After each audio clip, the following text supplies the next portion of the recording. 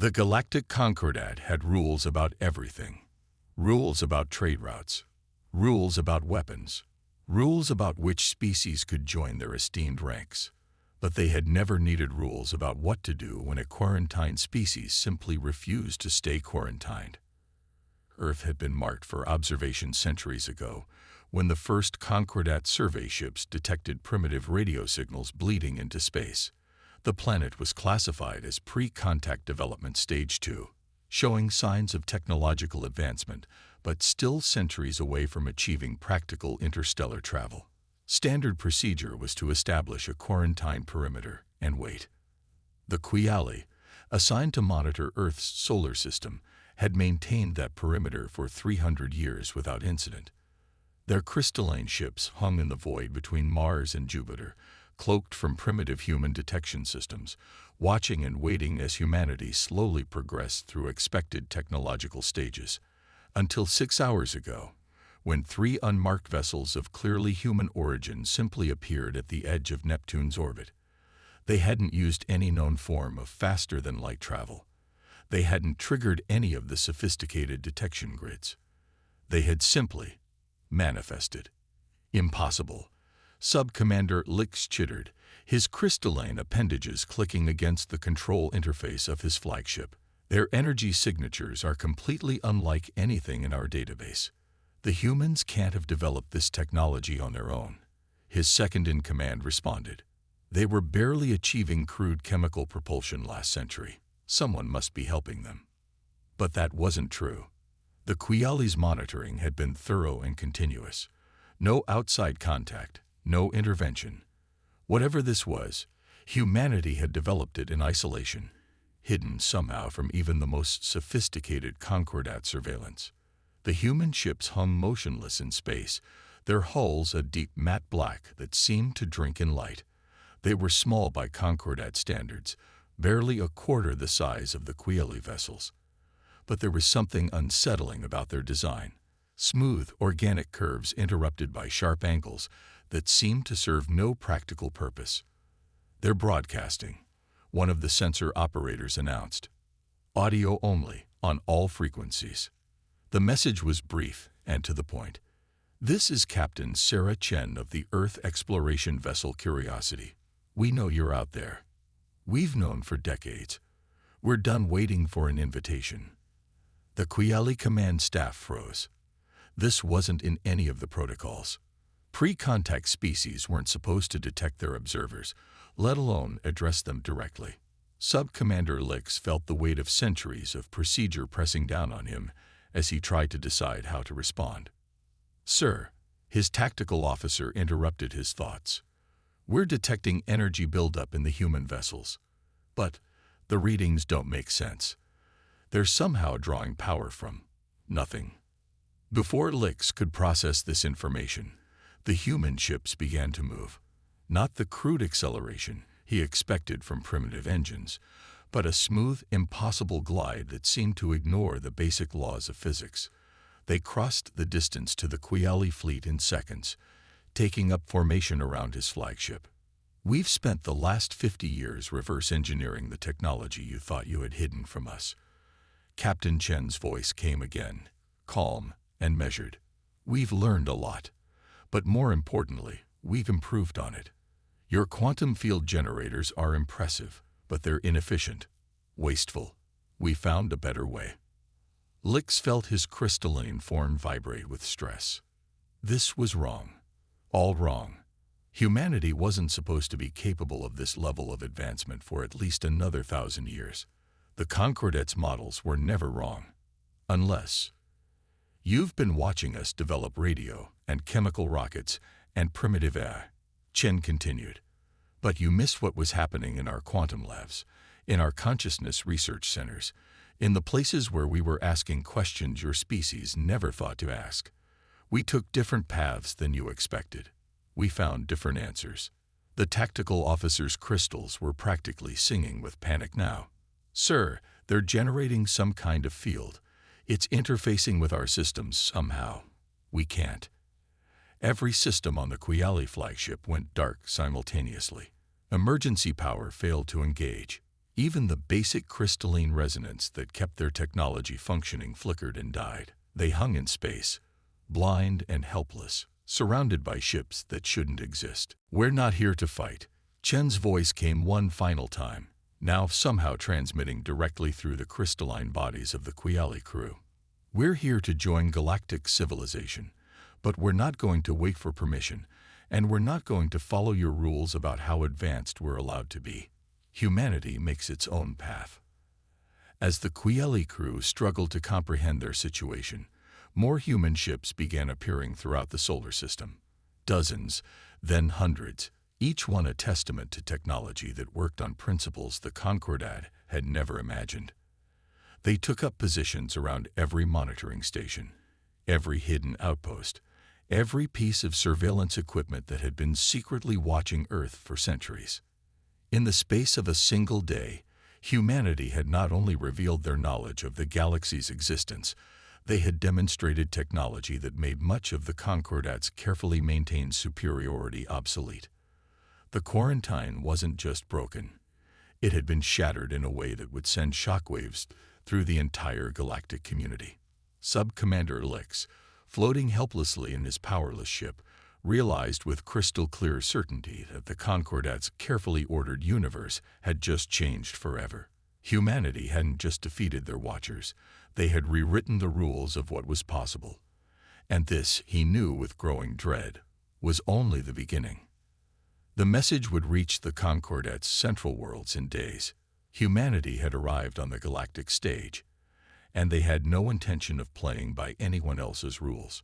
News of humanity's emergence spread through the Concordat's communication networks like a quantum cascade failure.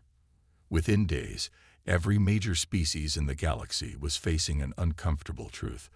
Their carefully maintained hierarchy of technological advancement had been bypassed entirely by a species that should have been centuries away from achieving spaceflight.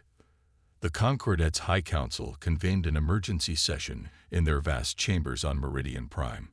Representatives from 1,000 worlds gathered, their forms ranging from crystalline to energy-based to purely biological, all united in their concern over this unprecedented development.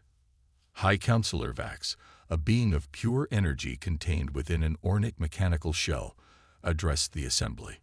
"The humans have not only achieved quantum manipulation beyond our understanding, they have done so while completely concealing their progress.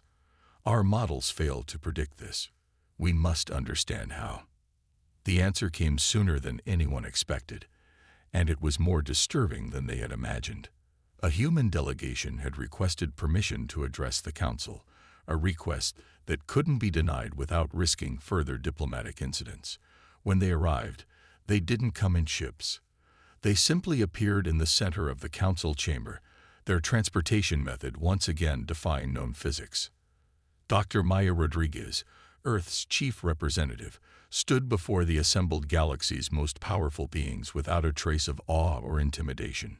She was a small woman with gray-streaked hair and eyes that seemed to look through rather than at the beings around her. "You're all asking the wrong questions," she began, her voice carrying clearly through the vast chamber. "You're so focused on our ships, our quantum technology, our apparent violation of your physical laws. But those are just symptoms. The real revolution wasn't in physics. It was in the way we think." She raised her hand, and the air above the council chamber filled with a holographic display unlike anything they had seen before. It showed human neural patterns, but they were wrong, connected in ways that should have been impossible. 50 years ago, we discovered something your species missed: the quantum nature of consciousness itself. While you were watching our rockets and our radio waves, we were learning to extend human consciousness beyond its biological limits.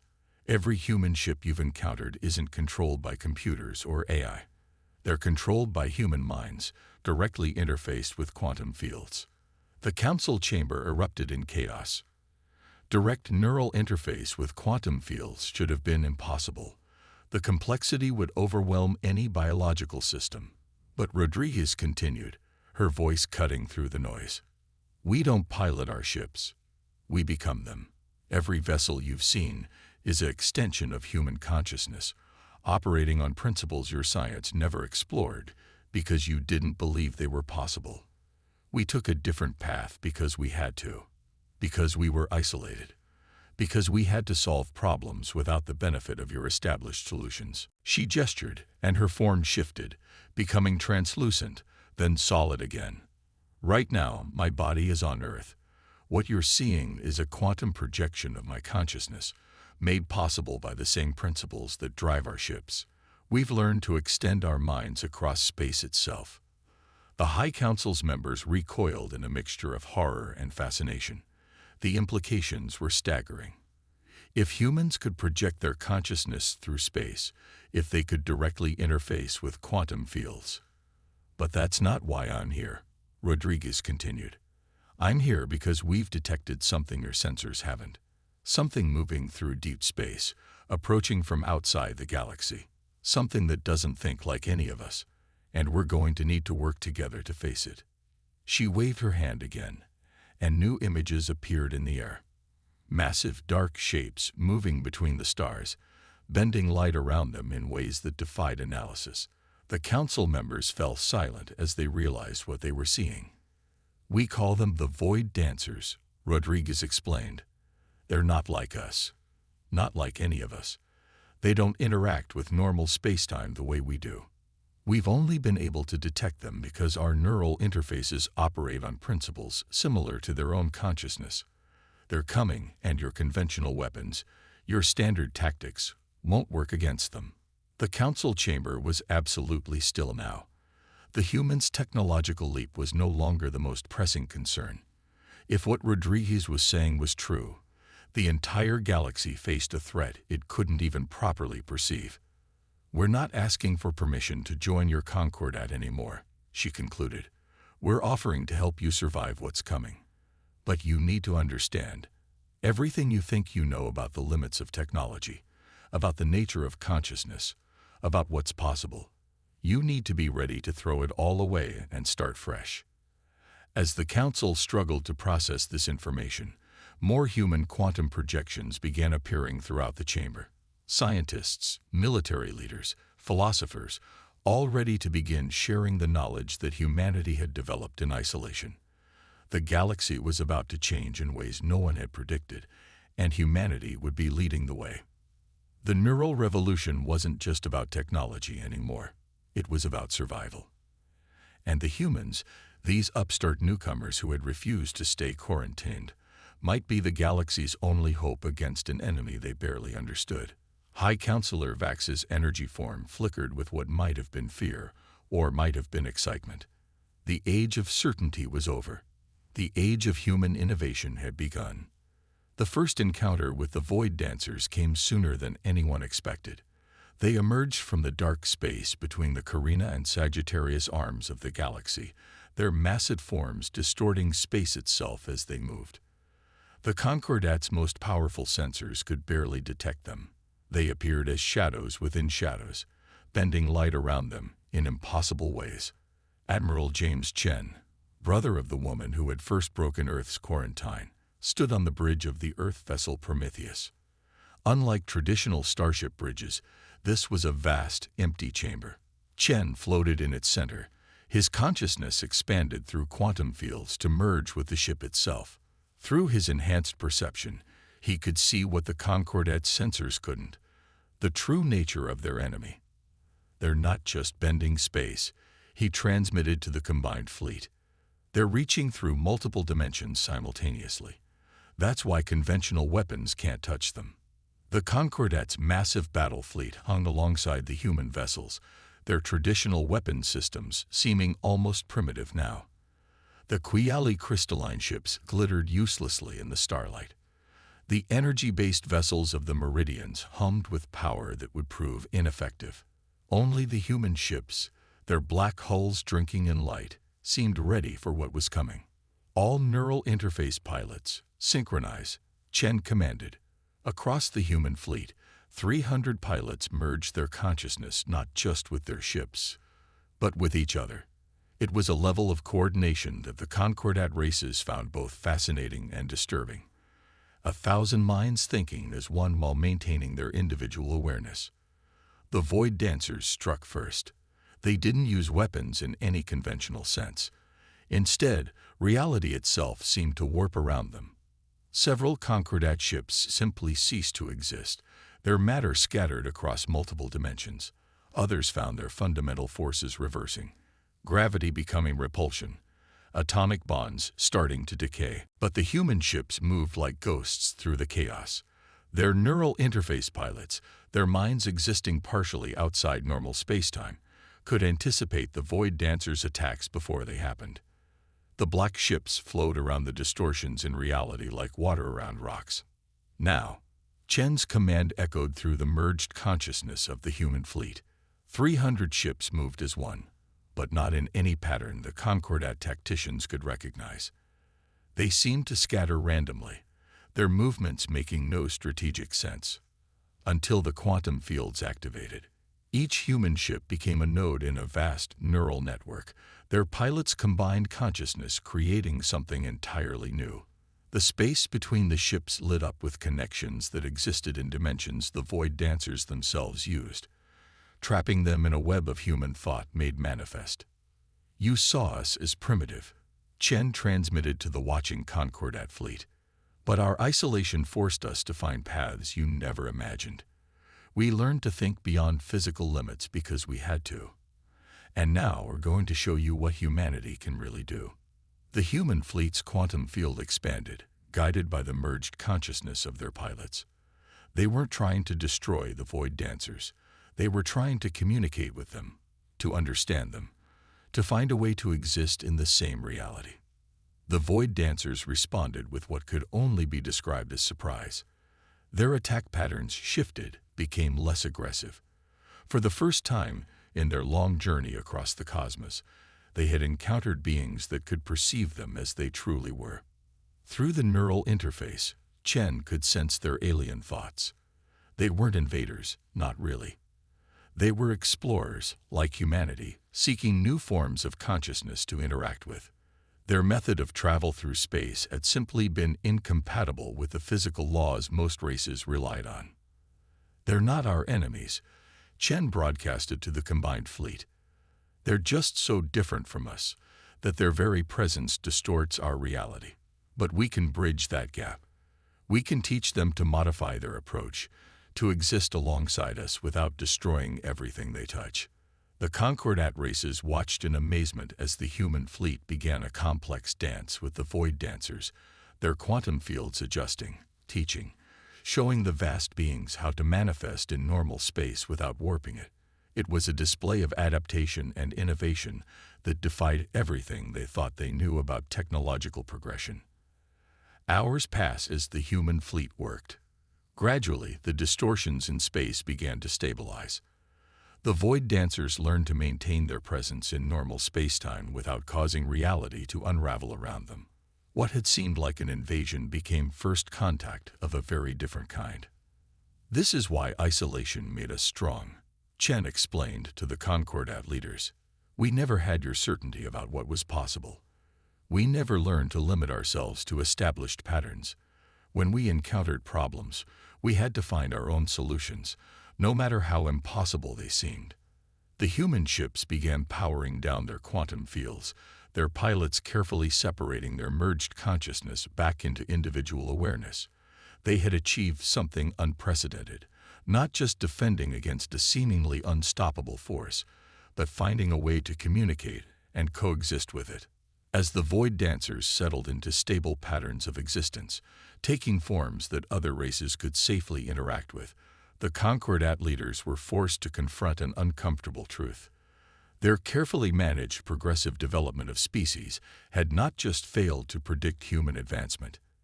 It might have been actively holding other races back.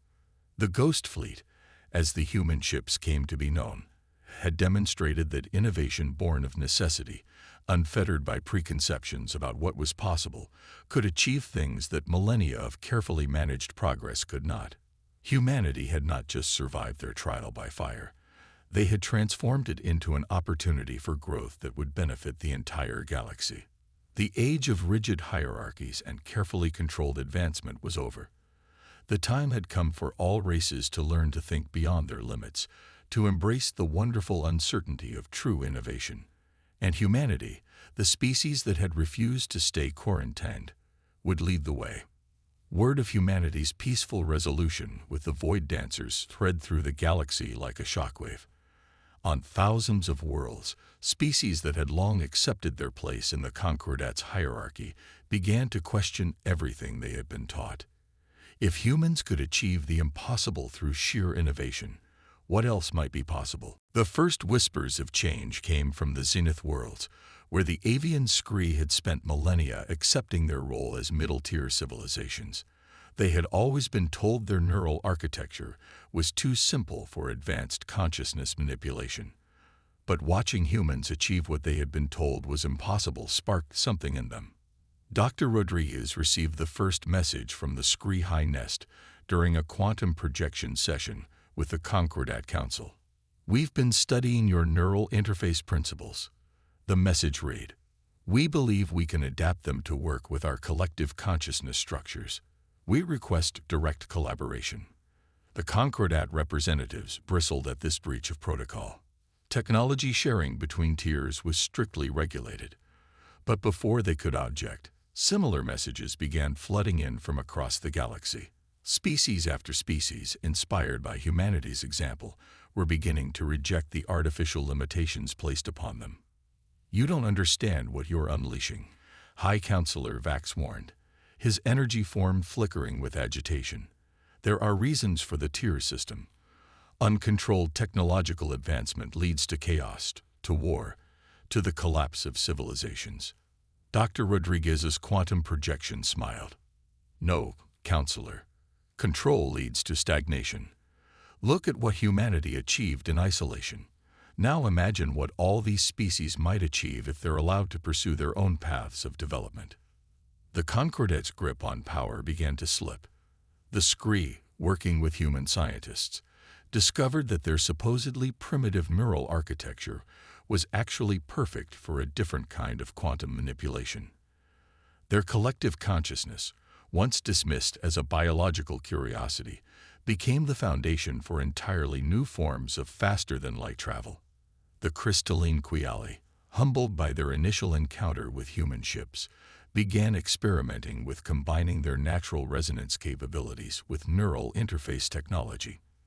Within months, they had developed methods of communication that transcended traditional space-time limitations. Even the energy-based meridians, long considered the most advanced of the Concordat races, found their assumptions challenged. Human consciousness research opened new avenues of energy manipulation they had never considered, leading to breakthroughs in their own development. "This is exactly what we were trying to prevent," Vax argued during an emergency council session.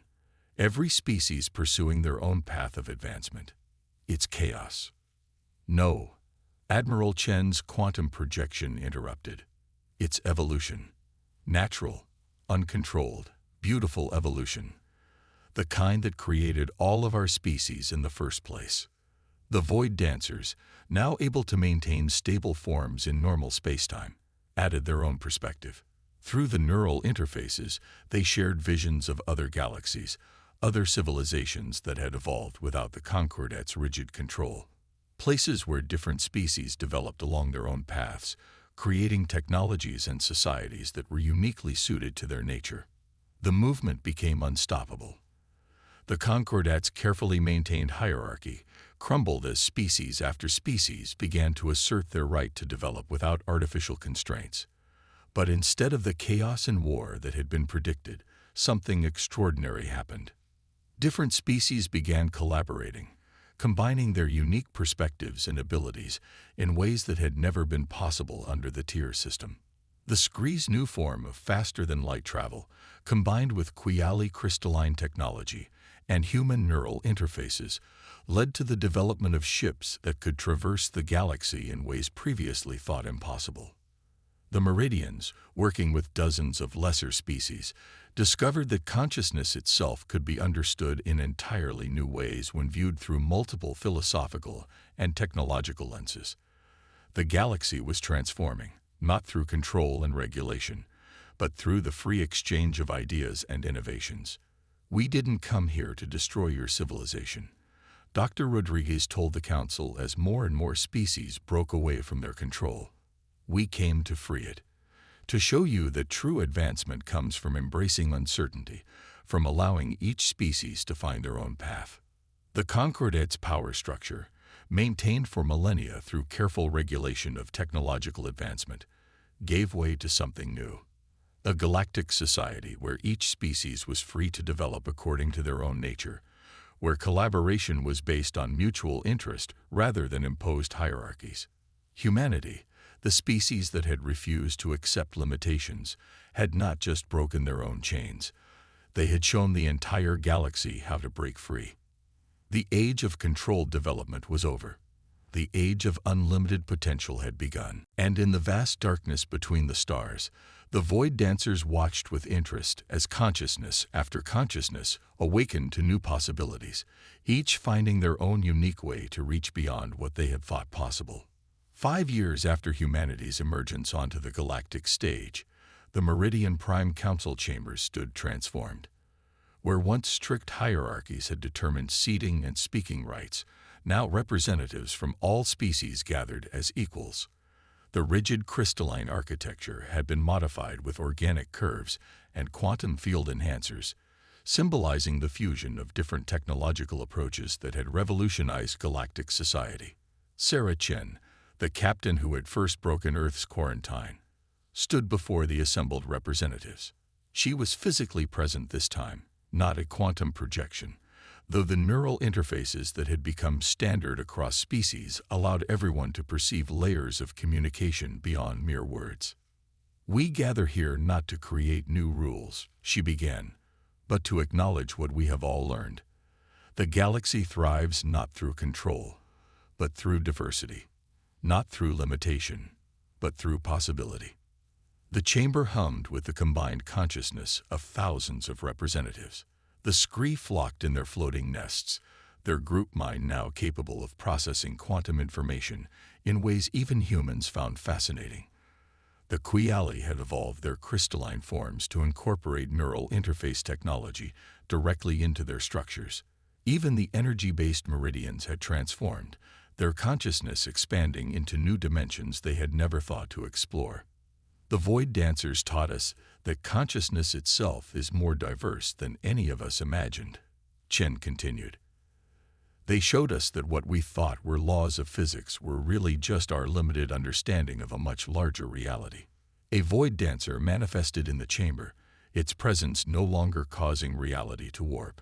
Through their combined advances in neural technology and consciousness manipulation, all species could now perceive its true form, a being of pure thought, existing simultaneously across multiple dimensions. But humanity's greatest contribution wasn't our technology, Chen said, gesturing to encompass the gathered representatives. It was our willingness to question everything, to reject artificial limitations, to believe that there is always another way. The evidence of this transformation surrounded them. Species that had once been relegated to the lowest tiers of Concordat society had developed technologies that worked on principles the former ruling races had never imagined.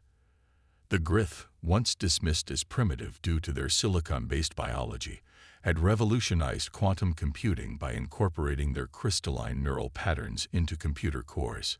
The old Concordat believed that controlled development was necessary to prevent chaos, Chen continued. They were wrong. What they called chaos was actually the natural process of evolution. Messy, unpredictable, but ultimately creating something stronger and more beautiful than any planned development could achieve. Through the neural interfaces, every being in the chamber could sense the truth of her words.